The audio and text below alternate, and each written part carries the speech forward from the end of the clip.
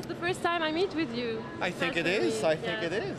So tell me, how are you doing the look for the hair for your Chakra? Okay, the hair is it's quite a simple idea, but the main reason behind it was because George's clothes are very, bling bling. There's a lot going on. We love the bling bling. You know what I mean? All the women love the bling bling.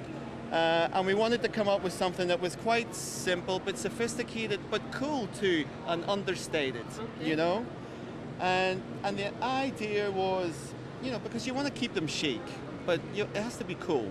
Modern, young, fun. So we came up with the idea of using two different textures, using the gel through the front section from the crown to the front hairline. So you get quite a sleek and a strong kind of look. Yeah. Okay. And then on through the back section was something a little bit more looser and a little more natural. But at the end, working with a little fishtail braid just through the back, just so that it gives you a little bit of shape and it defines the shape of the back. Okay, and it's still loose. And it's still very loose, And the thing is, it just gives us a little bit more, more shape. Okay. How do you do the fishtail? I like how it looks nice. Well, basically what you do is you do your three sections as normal and you wrap them in and out, and then as you get towards through the back, you pull the section from the back and then you wrap it in. And that's really the only difference. And then basically what we do... You're not going to do the whole, right? Like no, just a little bit? No. Is there a little elastic band there, guys? Yeah. Elastic band? Elastic band? There. Sorry. Oh shit, okay. I've got them right a wee bit. There you go, you can help me, love. Yes. And then basically, it's a little... Tie it. See, this is the nice thing about the fishtail braid. Is you loosen it all up, you see.